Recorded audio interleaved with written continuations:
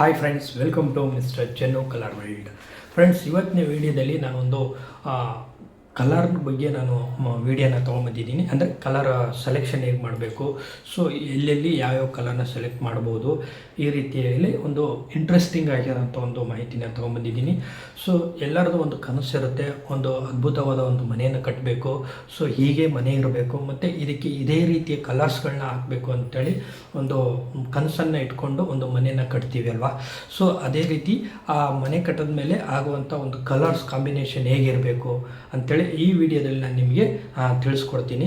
So ನೀವು ಈ ವಿಡಿಯೋದಲ್ಲಿ ನೀವು ಒಂದು 7 ಪಾಯಿಂಟ್ನ ಮೈಂಡಿಗೆ ಹಾಕ್ಕೊಳ್ಳಿ. ಸೊ ಈ 7 ಪಾಯಿಂಟು ತುಂಬ ಉಪಯುಕ್ತ ಆಗುತ್ತೆ ಅಂತೇಳಿ ಹೇಳೋಕ್ಕೆ ಇಷ್ಟಪಡ್ತೀನಿ.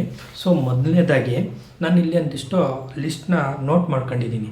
ಸೊ ಯಾವುದು ಇಲ್ಲಿ ಸ್ಕಿಪ್ ಆಗಬಾರ್ದು, ಮರಿಬಾರ್ದು ಅಂತೇಳ್ಬಿಟ್ಟು ಅದನ್ನ ನೋಡ್ಕೊಂಡು ನಿಮಗೆ ನೀಟಾಗಿ ಎಕ್ಸ್ಪ್ಲೈನ್ ಮಾಡ್ತೀನಿ.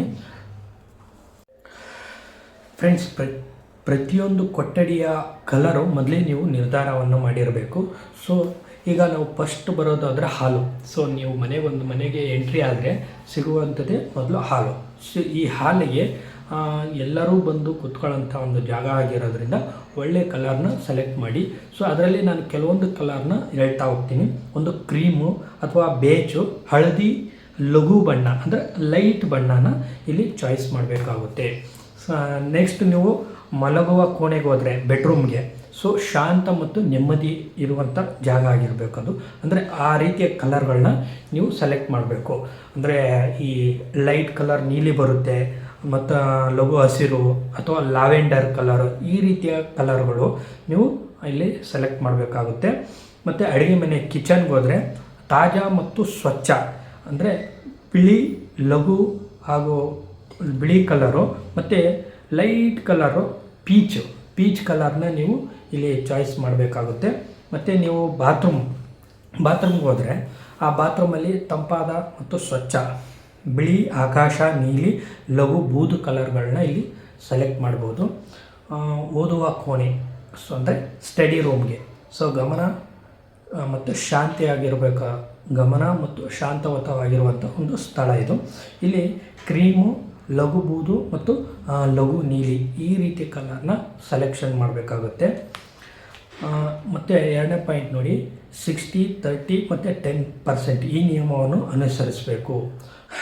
60% ಗೋಡೆಗಳ ಮುಖ್ಯ ಬಣ್ಣ ಆಗಿರಬೇಕು, ಮತ್ತು 30% ಫರ್ನಿಚರ್ ಅಥವಾ ಪರದೆ ಆಗಿರಬೇಕು, ಮತ್ತು 10% ಅಲಂಕಾರ ಬಣ್ಣ ಅಂದರೆ ಕುಷನ್ ಇರ್ಬೋದು, ಚಿತ್ರಗಳಿರ್ಬೋದು, ಈ ರೀತಿಯಲ್ಲಿ ನೀವು ಸೆಲೆಕ್ಟ್ನ ಮಾಡಿರಬೇಕಾಗುತ್ತೆ. ಮತ್ತು 3ನೇ ಪಾಯಿಂಟು, ಚಿಕ್ಕ ಕೊಠಡಿಗಳಿಗೆ ಲಘು ಬಣ್ಣಗಳಾಗಿರಬೇಕು. ಅಂದರೆ ಚಿಕ್ಕ ಕೊಠಡಿ ಏನಿರುತ್ತೆ, ರೂಮ್ ಇರುತ್ತೆ, ಅದಕ್ಕೆ ಲೈಟ್ ಕಲರ್ನ ಸೆಲೆಕ್ಟ್ ಮಾಡಬೇಕಾಗುತ್ತೆ. ಲಘು ಬಣ್ಣಗಳು ಕೊಠಡಿಯನ್ನು ದೊಡ್ಡದಾಗಿ ಮತ್ತು ಬೆಳಕಾಗಿ ತೋರಿಸುತ್ತವೆ. ಲಘು ಬಣ್ಣ ಹಚ್ಚೋದ್ರಿಂದ ದೊಡ್ಡದಾಗಿ ಮತ್ತು ಬೆಳಕಾಗಿ ಕಾಣುತ್ತವೆ. ಗಾಢ ಬಣ್ಣಗಳು ದೊಡ್ಡ ದೊಡ್ಡ ರೂಮ್ಗಳಿಗೆ, ದೊಡ್ಡ ದೊಡ್ಡ ಕೊಠಡಿಗಳಿಗೆ ಸೂಕ್ತ. ಸೂರ್ಯನ ಬೆಳಕನ್ನು ಗಮನಿಸಿ. ಕೊಠಡಿಯ ಬೆಳಕು ಉಷ್ಣ ಬಣ್ಣಗಳು ಕ್ರೀಮ್ ಆಗಿರ್ಬೋದು, ಪೀಚು. ಹೆಚ್ಚು ಬೆಳಕು ಅಂದರೆ ತಂಪಾದ ಬಣ್ಣಗಳು ನೀಲಿ, ಬೂದು. ನ್ಯೂಟ್ರಲ್ ಬಣ್ಣಗಳನ್ನು ಆಧಾರವಾಗಿರಿಸಿ. ಬಿಳಿ, ಕ್ರೀಮ್, ಬೀಚ್, ಲಘು ಬೂದು. ಈ ಬಣ್ಣಗಳು ಎಲ್ಲದರ ಜೊತೆಗೂ ಚೆನ್ನಾಗಿ ಹೊಂದಾಣಿಕೆಯಾಗುತ್ತವೆ. ಫರ್ನಿಚರ್ ಮತ್ತು ಗೋಡೆ ಬಣ್ಣಕ್ಕೆ ಹೊಂದಿಸಿ. ಅಂದರೆ ಗಾಢ ಫರ್ನಿಚರ್ ಅಂದರೆ ಫರ್ನಿಚರ್ ಬಣ್ಣ ಏನಾದರೂ ಡಾರ್ಕ್ ಆಗಿದ್ದರೆ ಗೋಡೆಗಳ ಬಣ್ಣ ಲೈಟ್ ಆಗಿರ್ಬೋದು, ಅಥವಾ ಗೋಡೆಗಳ ಬಣ್ಣ ಡಾರ್ಕ್ ಆಗಿದ್ದರೆ ನೀವು ಫರ್ನಿಚರ್ ಬಣ್ಣ ಲೈಟಾಗಿ ಸೆಲೆಕ್ಟ್ ಮಾಡಬೇಕಾಗುತ್ತೆ. ಸೊ ಮತ್ತು ಅಂತಿಮ ಬಣ್ಣ ಹಾಕುವ ಮೊದಲು ಪರೀಕ್ಷಿಸಿ.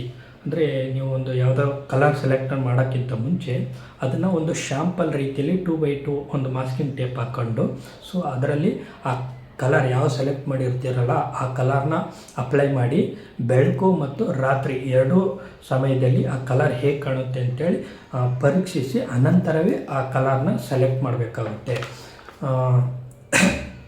ಮತ್ತು ಒಂದು ಸಣ್ಣದಾದ ಒಂದು ಸಲಹೆ ಏನಂದರೆ, ನಿಮಗೇನಾದ್ರು ಬಣ್ಣ ಸೆಲೆಕ್ಟ್ ಮಾಡೋದರಲ್ಲಿ ಗೊಂದಲ ಇದ್ದರೆ ನ್ಯೂಟ್ರಲ್ ಕಲರ್ಗಳಾದಂಥ ವೈಟು ಮತ್ತು ಕ್ರೀಮು, ಬೂದು ಬಣ್ಣ, ಇದನ್ನು ಲೈಟ್ ಕಲರ್ನ ಸೆಲೆಕ್ಟ್ ಮಾಡಿ ಎಂಟೈರ್ ಮನೆಗೆ ಅಪ್ಲೈ ಮಾಡಿಸಿ, ಅದರಲ್ಲಿ ಪರದೆ ಮತ್ತು ಅಲಂಕಾರಿಕ ವಸ್ತುಗಳಿಂದ ನೀವು ಚೆನ್ನಾಗಿ ಅಲಂಕಾರನ ಮಾಡ್ಬೋದು, ತುಂಬ ಚೆನ್ನಾಗಿ ಕಾಣುತ್ತೆ ಅಂತ ಹೇಳೋಕ್ಕೆ ಇಷ್ಟಪಡ್ತೀನಿ.